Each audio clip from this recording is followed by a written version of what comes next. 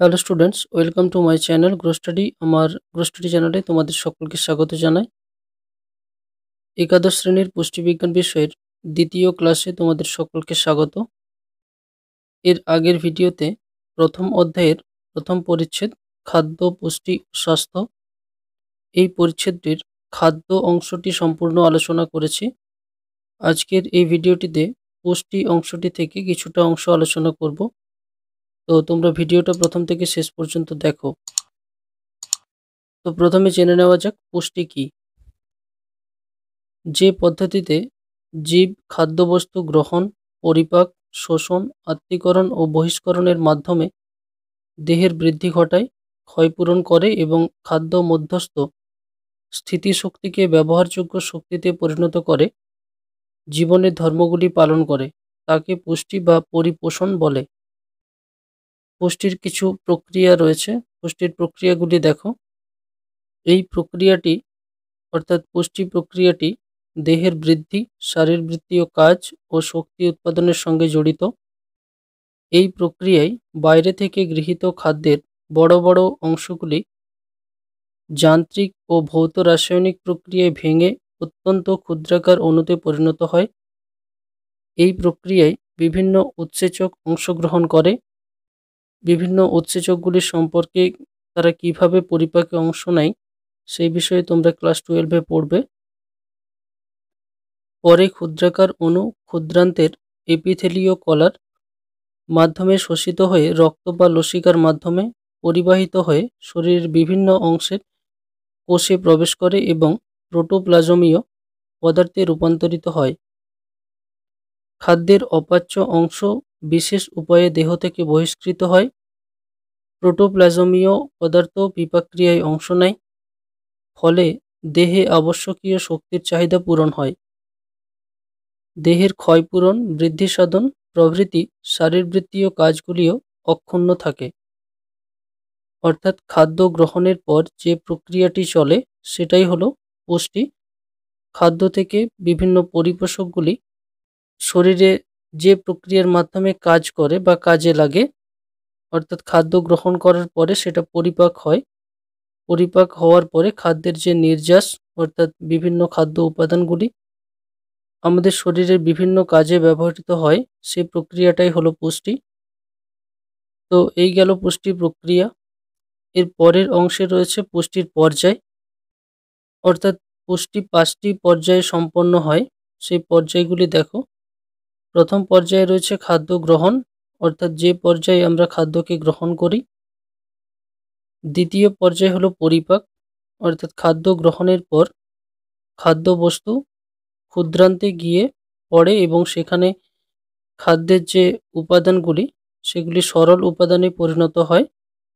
তৃতীয় পর্যায়ে রয়েছে শোষণ, অর্থাৎ খাদ্যবস্তু পরিপাক হওয়ার পরে ক্ষুদ্রান্তের যে ভিলাই অংশ রয়েছে সেই ভিলাইয়ের মাধ্যমে সেই খাদ্য রস শোষিত হয়। চতুর্থ পর্যায়ে রয়েছে আত্তীকরণ।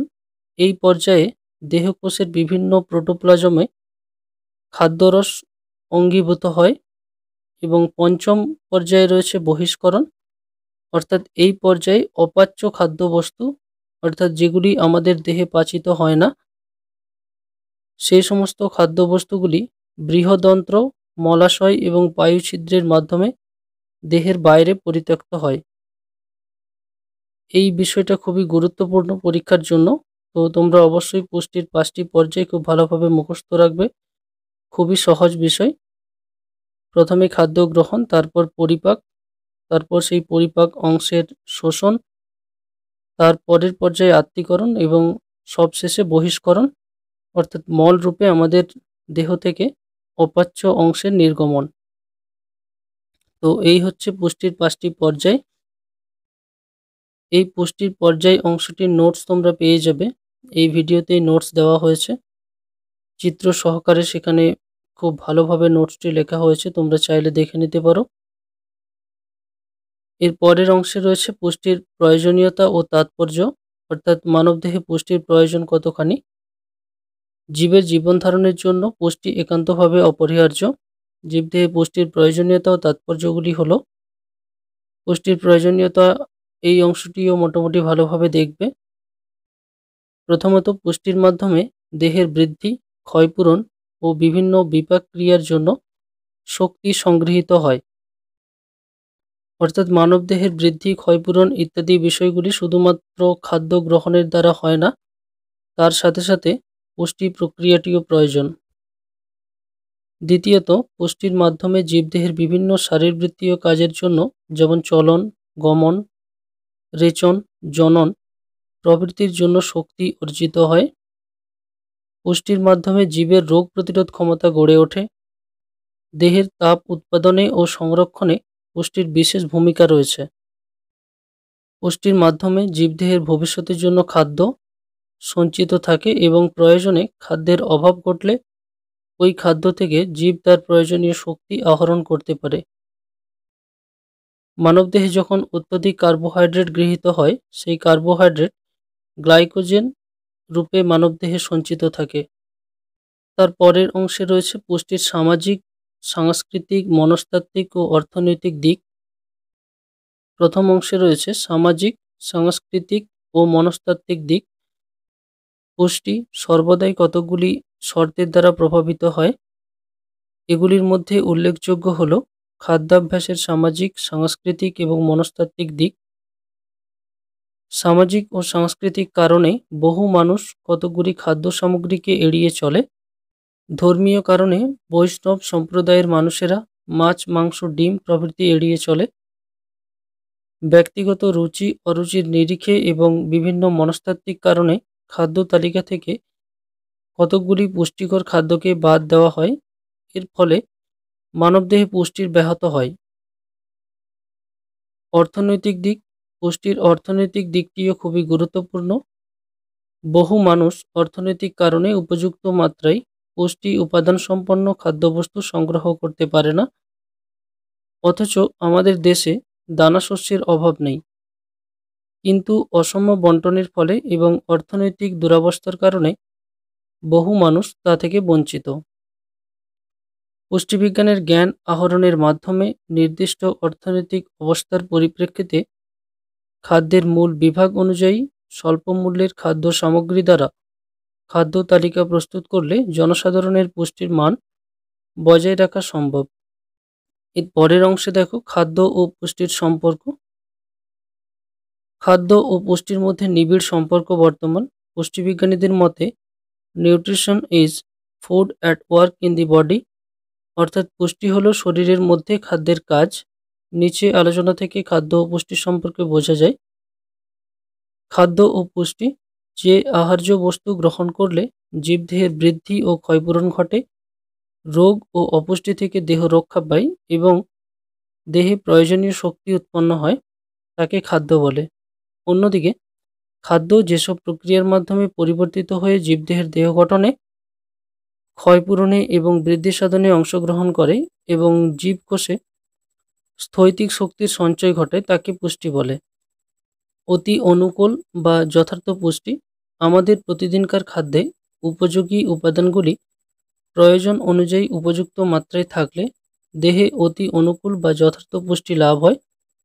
আমাদের দৈহিক, মানসিক ও সামাজিক স্বাস্থ্য অতি অনুকূল বা যথার্থ পুষ্টির সঙ্গে অঙ্গাঙ্গিভাবে জড়িত। খাদ্য ও পুষ্টির সম্পর্ক, এই অংশটিও খুবই গুরুত্বপূর্ণ। চাইলে তোমরা খাতাতেও লিখতে পারো খাদ্য ও পুষ্টি, এই পয়েন্টটা, এবং খাদ্য ও পুষ্টির পারস্পরিক সম্পর্ক, এই দুটি পয়েন্ট। তো এখন দেখে নাও খাদ্য ও পুষ্টির পারস্পরিক সম্পর্ক কি। প্রথমত, জীবের জীবনধারণের জন্য খাদ্য অপরিহার্য বস্তু এবং পুষ্টি একটি অত্যন্ত গুরুত্বপূর্ণ প্রক্রিয়া। জীবদেহে খাদ্য গৃহীত না হলে পুষ্টি প্রক্রিয়া ব্যাহত হয়। আসলে জীবদেহে খাদ্য গৃহীত হলে পুষ্টির মাধ্যমে তা দেহের যথাযথ গঠন, ক্ষয়পূরণ এবং বৃদ্ধিতে অংশ নেয়। পুষ্টির মাধ্যমে জীবকোষে খাদ্যের যে সঞ্চয় ভাণ্ডার গড়ে ওঠে, তার থেকে বিভিন্ন প্রকার জৈবনিক ক্রিয়া পরিচালনার জন্য প্রয়োজনীয় শক্তি পাওয়া যায়। খাদ্যের পরিপাক, শোষণ ও আত্তীকরণের পর পুষ্টির মাধ্যমে সংগৃহীত বিভিন্ন বস্তু থেকেই জীবদেহে বিভিন্ন প্রকার হরমোন, উৎসেচক ইত্যাদি উৎপন্ন হয়। বিশেষজ্ঞের অভিমত, এই পয়েন্টটাও লিখতে পারো। অথবা কোনো পয়েন্ট না করেও লিখে দিতে পারো। বিশিষ্ট পুষ্টিবিদ ম্যাক ক্যারিসন খাদ্য ও পুষ্টি সম্পর্কে বলেছেন, food is the nourishment and nutrition is the act of doing it. অর্থাৎ খাদ্য হলো পুষ্টির যোগানদার এবং পুষ্টি হলো খাদ্যকে কার্যকারী করার প্রক্রিয়া। পুষ্টিবিদগণ লক্ষ্য করেছেন, আমাদের খাদ্যে যখন উপযোগী উপাদানগুলি প্রয়োজনের অনুপাতে উপযুক্ত মাত্রায় থাকে তখন আমাদের যথার্থ পুষ্টি লাভ হয়। এর হেরফের হলে বিভিন্ন ধরনের অপপুষ্টি ঘটে। তাই বলা যায় খাদ্য ও পুষ্টির মধ্যে সম্পর্ক একটি আধুলির দুটি তলের সম্পর্কের সঙ্গে তুলনীয়। একটি ছাড়া অপরটির অস্তিত্ব সম্ভব নয়। অর্থাৎ খাদ্য ছাড়া পুষ্টি সম্ভব নয় এবং খাদ্য গ্রহণ করলে পুষ্টি প্রক্রিয়া না হলেও সেই খাদ্যটিও আমাদের শরীরে যথাযথভাবে কোনো কাজে আসে না। অর্থাৎ খাদ্যের সাথে পুষ্টির সম্পর্ক খুবই নিবিড়। তো এই অংশটির নোটসটি তোমরা পেয়ে যাবে। আমি এই অংশটির নোটস খুব ভালোভাবে লিখে দিয়েছি, চাইলে তোমরা দেখতে পারো। এর পরের অংশ রয়েছে অপপুষ্টি অর্থাৎ ম্যাল নিউট্রিশন। অপপুষ্টির সংজ্ঞাটি দেখো, খাদ্যে এক বা একাধিক পরিপোষক না থাকলে অথবা বেশি থাকলে অথবা অন্য পরিপোষকের সঙ্গে সঠিক অনুপাতে না থাকলে পুষ্টি ত্রুটিপূর্ণ হয়। এই ত্রুটিপূর্ণ পুষ্টিকেই অপপুষ্টি বা ম্যাল নিউট্রিশন বলে। অপপুষ্টির তিনটি ভাগ রয়েছে, অতিপুষ্টি, অনুপুষ্টি এবং অসম পুষ্টি। তো এই বিষয়গুলি আমি পরের ভিডিওতে একটি একটি করে আলোচনা করব। এখন সংক্ষেপে একটু বলে নিই। অতিপুষ্টি হলো পুষ্টির আধিক্য, অর্থাৎ অতিমাত্রায় খাদ্যের বিভিন্ন উপাদানগুলি গৃহীত হলে এই ধরনের অতিপুষ্টি দেখা যায়, অর্থাৎ ওভার নিউট্রিশন। অনুপুষ্টি বা অপুষ্টি, এটি হলো পুষ্টির অভাব, অর্থাৎ খাদ্যে কোনো উপাদানের ঘাটতি হলে তখন অনুপুষ্টি দেখা যায়। এবং অসম পুষ্টি অর্থাৎ পুষ্টির অসামঞ্জস্যতা, অর্থাৎ খাদ্যে কোনো অংশের বা খাদ্যের বিভিন্ন উপাদানের মধ্যে যদি অসামঞ্জস্যতা থাকে তখন এই ধরনের অসম পুষ্টি দেখা যায়। তো এখান থেকে তোমাদের যে নোটসটি দেওয়া হয়েছে, অপপুষ্টির বিভিন্ন কারণ এবং এর সমস্যাগুলি, খুবই গুরুত্বপূর্ণ একটা প্রশ্ন। তো এই নোটসটি সম্পর্কে আমি খুবই সংক্ষেপে বলছি, তোমরা নোটসটা দেখার পরে যখন খাতায় লিখবে বা পড়বে তখন সম্পূর্ণ বিষয়টা তোমাদের মধ্যে ক্লিয়ার হয়ে যাবে। অপপুষ্টির বিভিন্ন কারণ রয়েছে। অপপুষ্টির বিভিন্ন কারণ হিসেবে বলা যায় অজ্ঞতা, ধর্মীয় কিছু দিক, তাছাড়াও রয়েছে অর্থনৈতিক দিক এবং বিভিন্ন ধরনের কুসংস্কার, তাছাড়াও রয়েছে প্রাকৃতিক দিক। এই সমস্ত কারণে অপপুষ্টি দেখা যায়। অজ্ঞতা হিসেবে বলা যায় যেমন পুষ্টি সম্পর্কে সঠিক জ্ঞান না থাকা। অর্থনৈতিক দিক থেকে বলা যায় যেমন একটু আগেই বললাম, বিশেষ করে আমাদের ভারতে অর্থনৈতিক সচ্ছলতা কম হওয়ার কারণে মানুষের মধ্যে অপুষ্টি দেখা যায়। তো এই সমস্ত কিছু বিষয় পড়তে হবে, খুবই সহজ একটা বিষয় এবং এর কারণে বিভিন্ন সমস্যা দেখা যায় অপপুষ্টির কারণে। সেই সমস্যাগুলিও খুবই সহজ বিষয়। শুধুমাত্র কয়েকটা রোগ তোমাদেরকে লিখতে হবে এবং তার সম্পর্কে দু একটি কথা লিখতে হবে। খুব সহজ ভাষায় নোটসটি লিখে দেওয়া হয়েছে, তোমরা চাইলে দেখতে পারো। অপপুষ্টির বিভিন্ন সমস্যা হিসাবে লেখা যেতে পারে যেমন রাতকানা, ম্যারাসমাস, কোয়াশিয়রকর, তাছাড়াও রয়েছে গলগণ্ড ইত্যাদি বিষয়গুলি। অ্যানিমিয়া রয়েছে। এই সমস্ত রোগগুলি খাদ্যের কোন উপাদানের অভাবে ঘটে সেই বিষয়গুলি তোমাদেরকে লিখতে হবে এবং এই রোগটির কারণে কি সমস্যা শরীরে হতে পারে তার একটি সংক্ষিপ্ত বর্ণনা তোমাকে দিতে হবে। তো খুবই সহজ বিষয়, তোমরা চাইলে নোটসটি দেখতে পারো অথবা যদি বই থাকে বই থেকেও পড়তে পারো। তো আমি বলবো তোমরা নোটসটা দেখে নেবে, খুব সহজ ভাষায় নোটসটা লেখা হয়েছে।